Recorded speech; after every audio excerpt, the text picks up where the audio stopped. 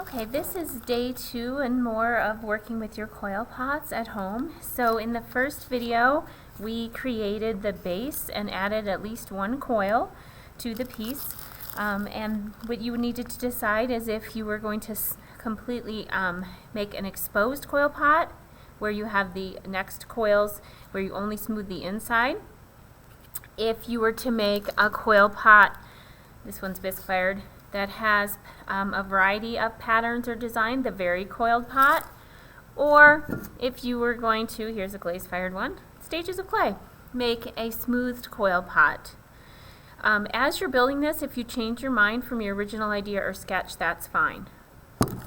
So you have the base of your coil pot, and in the previous video and the videos that you can find in the Nearpod as well as in Schoology, I showed you how to roll coils with your clay. It's very important that you keep your coils moist.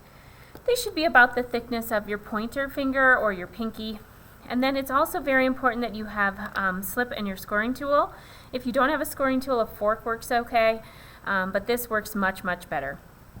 So it's always good to measure your coils first. So for the next coil, I would just put it on straight up and down again. So you have the base and 2 coils before you start to decide about bellying out your pot. So I don't want you to just make a cylinder. This is thrown on the wheel, but a cylinder is straight up and down because that's more like a cup. So instead, your vase needs to have a lip or rim, a neck, a shoulder, and a body. You can decide if you want to add a foot or handles onto your piece. Okay, so we're going to measure first. After you measure it, you want to overlap it so you get like a little B or D kind of shape. And then I like to use this as a cutting tool at an angle. If you don't have that, you can use your stick. Don't use a knife. If you have extra clay, it can go in your clay bag to recycle later or in your slip cup. Alright, now before I attach it, I have to slip and score it. So now I take this off, and the easiest thing to do is just to take your slip and scoop some out, and then apply that to your coil and to your coil pot. If you don't slip and score, this will come apart. Okay, now this coil met here. The next coil can't meet in the same spot, so have the coil meet somewhere else on your vase. Okay, the reason we cut that is so that you have less clay touching. Then you'll smear these together. Don't add a lot of slip, it loses plasticity, so it's harder to put together.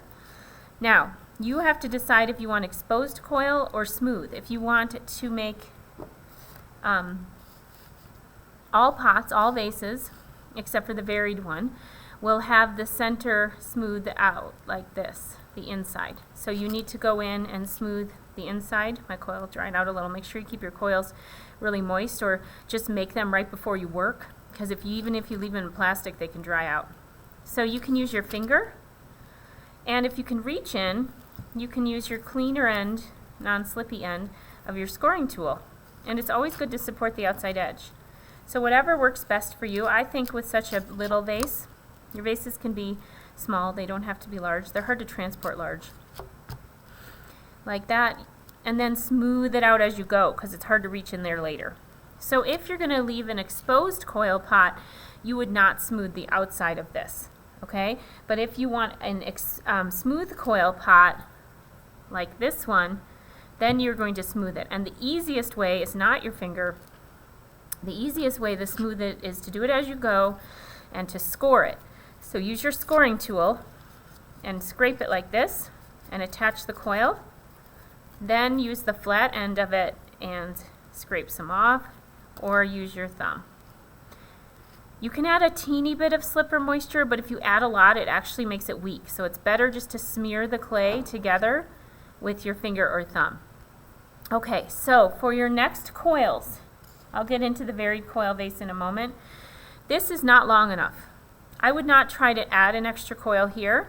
Just get more of your clay and make another coil. I have a longer one ready, so I'm just going to use that one. So now I need, oh, it doesn't reach. So I'll show you how to roll the coil again. So for this coil, you might need a little bit more clay off your block. And I said that You guys would need quite a bit of clay for this assignment, so if you're running low on clay, you need to come to school. On Wednesday, February 3rd is the only evening. We will be open 8 to 7 to pick up supplies. Otherwise, most Wednesdays I am here from 9 until 2:30 or 3. So I have my block, but I need a longer coil. So I'm not going to measure one finger down. I'm going to measure 2 fingers down. And remember that when you're measuring with that, and you should use your wire tool. If you don't have your wire tool, then you can use a string. And if you don't have a string, you can twist the clay off, but it's best if you do have a wire tool or a string to use, or even some fishing line.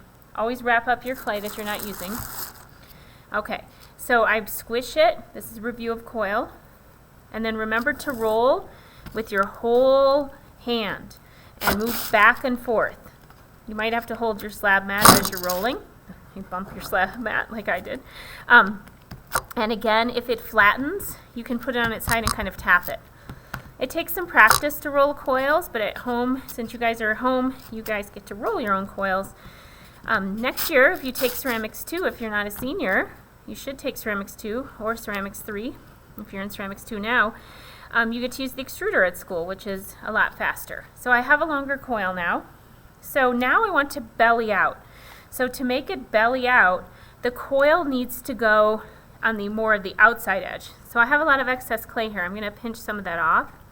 Okay, so I'm going to measure first. There's my B, or you can have a D depending on which direction you had it. Cut it at an angle, and then take it off. Don't try to just smear it. Okay, and then you need to slip and score every time you add a coil. So now this one's going to go more on the outside edge. So when I put it on the outside edge, it's going to make it go wider. Remember not to have it meet in the same spot again where the last coil met. So when you apply this, it goes more on the outside edge. I have a little extra. You can pinch that off and put it in my slip cup.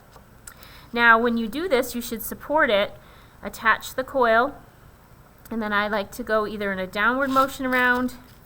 So it might go out kind of like a bowl. Eventually, you're going to bring that back in. I'll show you that in a moment. So this will work for the exposed coil pot or the smooth coil pot. So you'd spend more time smoothing that. Now, again, if you want the exposed coil pot, you would just leave the coils. But if you want to smooth it, you just take your scoring tool or your finger and smooth it as you go. I'll get to the varied coil pot in a little bit, and then you can smooth it. Now, after you guys add 2 or 3 coils, it's going to get floppy. If you keep working with it, when it's like that, it's going to lose its form, and it's going to set. If that happens and you like the look of it, you could keep it, but it's going to get a little wonky and wobbly like that. Now, if you like that, you can leave that.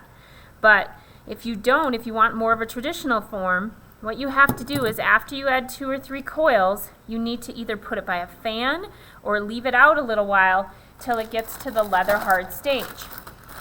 Right now it's super plastic. Hi! So you would leave it out by the fan or let it sit and then come back to it and check it. If you put it by the fan about 5 minutes, just depends how long if you put it, if you just leave it out. Leather hard is when you can easily pick it up and move it, and I can't easily squish it, but I still can put my nail in it. That's leather hard. So this is an exposed coil one. So now that I've started to build that, it's stronger because it's leather hard. It is very smart to wrap the base of your piece in plastic, either saran wrap or one of your bags while you're working, because if it dries too much, and you have clay that's already shrunk and dried too much, then it won't go together well, and it won't do well in transport or firing. Now it's easier to add more coils. So when I go to add my next coil onto my piece, I want to start bringing it in. So to bring it in, it's a different technique. Now I want to bring the coil more on the inside. So the coil is going to start coming to the interior a little bit more. So I have my overlap. I take and I cut at an angle my excess. Okay, I take it off.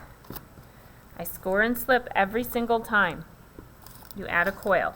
Now that it's leather hard, you might need to scrape a little harder. And again, it's really good to keep the base wrapped in plastic as you're doing this. This is a little bit more detailed project than we've done before, so you have to spend some time on it. You don't want to just put it together really quick and make a really sloppy looking vase. And then always slip and score the coil as well. And remember, you don't want it to meet in the same spot, so find a new spot. So I'm intentionally having it go more towards the inside, and it will start coming in. So the first step is to smooth the seam, and then you are going to attach it. So if you are doing either the exposed coil vase or the completely smooth vase, it's the same method. You definitely want to smooth and attach the inside. And then if you're choosing to leave the exposed coils, you would just leave it as is. You can see how it's starting to come in. Looks kind of like a wasp's nest or beehive kind of shape. And then I can start to build that in even more. Now, later, if you have an exposed coil pot, we'll go back in and we'll take your stick. We'll take a little slip and your stick, and we'll clean this up so it's nice and exposed coils. If you choose to smooth it, obviously we'll spend some more time smoothing it. So this is day 2, or it might take you another day 3. I will show you in the next video how to make the neck for this one.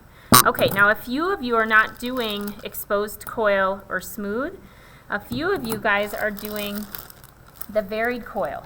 So for the varied coil, you might need to roll out some skinnier than your pinky coils, because you're going to be making coiled designs for your piece. So you can make zigzags, you can make spirals. So for spirals, I can do this. So you would still have the same base that you started with, and you might even add a coil or two to start to get it a little bit taller. And you can do a combination. So if you wanted to, you could do a smooth base and then add your designs. Or you could do a coiled base and add designs. So in this method, I would smooth this more. I'm going to be making different shapes with my coils. So I don't have to just do spirals. I can do zigzags, any basic shape. Usually these are not waterproof, just so you know. They wouldn't hold flowers. So the best thing to do for this is to slip and score them together into kind of a flat pattern, so they will stay together. So any parts that touch, you would want to slip and score together. I kind of showed this in the last video. Okay, so oops, push too hard. Okay, slip, score, and then smear it a little bit, or you can use your scoring tool and score it, which is even stronger method. Smooth it, flip it over carefully, do the same thing. Either score it or smooth it with your finger where they attach. Okay, you can add more onto that too and make the long line. For this one, you could do it in sections.